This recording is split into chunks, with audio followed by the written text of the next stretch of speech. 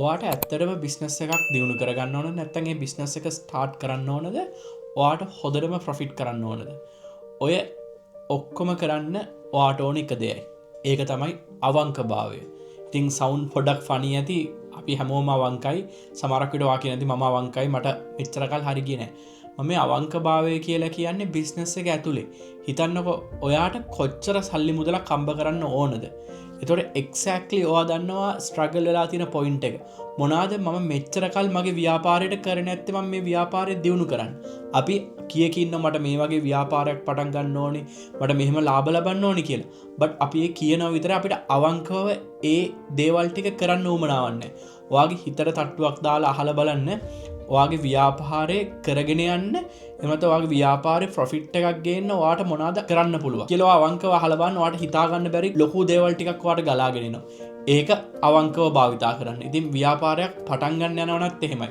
ඔයා බලන්න දැනටමත් ඔයා ස්ට්‍රගල් වෙලා තියෙන්නේ මොකද්ද? බය, තැති ගැනීම මේ ඔක්කොමත් එක්ක ඔයා හිර වෙලා ඇති.